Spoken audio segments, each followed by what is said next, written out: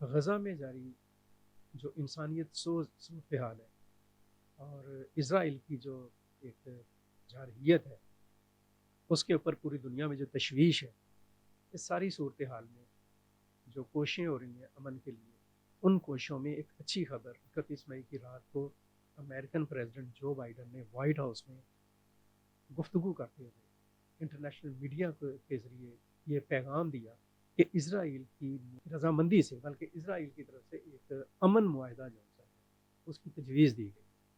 اس امن معاہدے کے 3 مرحلے، پہلے مرحلے میں جو کہ 6 ہفتوں پر مشتمل ہوگا، فوری جنگ بندی ہوگی، اور جنگ بندی کے دوران 6 ہفتوں کے دوران اسرائیل کی افواج غزہ سے باہر چلی۔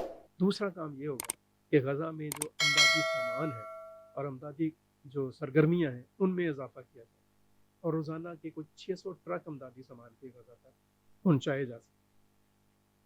دوسرے مرحلے، حماس اور اسرائیل ایک دوسرے کے قیدیوں کو رہا کریں، اور تیسرے مرحلے میں یہ جو 6 ہفتوں کی جو جنگ بندی ہے اس کو مستقل جنگ بندی میں تبدیل کرنے کی کوششیں۔ یہ جو مستقل جنگ بندی کی جو صورتحال ہے یہ دراصل حماس کا دیرینہ مذاق ہے، اور اس کے اوپر اگر اسرائیل کی طرف سے آمادگی ظاہر کی گئی ہے تو ہم یہ سمجھتے ہیں کہ یہ ایک بہتر اپرچونٹی پیدا ہے۔ یہ جو اپرچونٹی اور یہ موقع سامنے آیا ہے یہ دراصل اس دباؤ کا نتیجہ ہے جو کہ اسرائیل کی جو صہیونی حکومت ہے اس کے اوپر پوری دنیا کے عوام کی طرف سے ہم نے دیکھا کہ جب سے یہ جنگ جاری ہے کسی نہ کسی جگہ سے، کسی نہ کسی خطے سے اسرائیل کے خلاف لوگوں نے احتجاج کیا۔ امریکہ سے برطانیہ، روس، جرمنی، چین، فرانس اور اسلامی ممالک میں تو بہرحال بے تحاشا مظاہرے ہوئے۔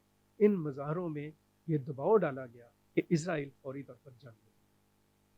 پھر یہ بھی ہوا کہ اقوام متحدہ کی سلامتی کونسل نے فوری جنگ بندی کی قرارداد منظور کی، جس قرارداد میں اور اس میں امریکہ جو ہے اس نے مزاحمت نہیں، خاموشی سے پیچھے ہٹا۔ پھر ایک اور ڈیولپمنٹ وہ یہ تھی کہ ساؤتھ افریقہ کی طرف سے عالمی عدالت انصاف میں اسرائیل کے خلاف مقدمہ دائر کیا گیا کہ وہ فلسطینیوں کی نسل کشی کر۔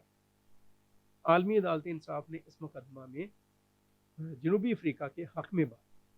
اس کے بعد ایک اور بھی جنوبی افریقہ نے اس کے اوپر مقدمہ کیا کہ اس پر عمل درآمد کیا جائے جنگ بندی کا جو معاملہ ہے۔ تو یہ ساری چیزیں جو ہیں وہ ڈیولپ ہوئی، اور بھی ریسنٹ یہ بھی ہوا پچھلے دنوں میں کہ امریکہ کی اور دنیا کے جو ترقی یافتہ اور مہذب ممالک ہیں ان کی یونیورسٹیز کے طالب علموں نے ایک بھرپور کمپین کی اسرائیل کے خلاف۔ اور یہاں پہ میں ایک اور بات آپ کو بتاتا چلوں کہ اس کمپین میں یہودی بھی شامل جو اسرائیلی حکومت کی جارحانہ اور فاشسٹ پالیسیوں کے خلاف۔ ایون یہ بھی دیکھنے میں آیا کہ خود اسرائیل کے اندر لوگوں نے اسرائیل کی حکومت کے خلاف احتجاج کیا۔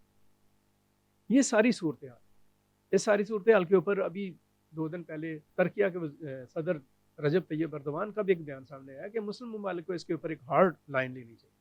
انہوں نے شاید یہ سوچا کہ پوری دنیا جو ہے وہ اس میں شامل ہو رہی ہے اور ہم کیوں نہیں۔ پھر ہم نے یہ بھی دیکھا کہ اسپین جیسا ملک اور اس کے بعد آئرلینڈ جیسا ملک، یورپین 4 ملک جو سے ہیں، انہوں نے باقاعدہ طور پر فلسطین کو ایک آزاد ریاست کے طور پر تسلیم کیا۔ خود امریکہ بھی بظاہر تو اسرائیل کی بھرپور سپورٹ کر رہے ہیں لیکن بیہائنڈ دی کرٹن اس نے کوششیں کی کہ خطے میں امن قائم ہو۔ پھر اس میں قطر بھی شامل ہوا اور اس میں اور بہت سارے ممالک جو ہیں ان کا کردار جو ہے، رول ان کا جو ہے وہ شامل رہا۔ تو یہ ساری کمپین ہے جس کے نتیجے میں یہ امن معاہدے کی صورتحال سامنے آئی ہے، اور اس صورتحال کے بعد یہ امکان پیدا ہو رہا ہے کہ حماس اور اسرائیل کے درمیان یہ جو معاہدے کی تجاویز ہیں اور یہ معاملہ جو ہے اس پر عمل شروع ہو جائے، اور ہم اس کے لیے دعا گو ہیں۔ بہت ہو گئی ہے، ظلم کی ایک حد ہے۔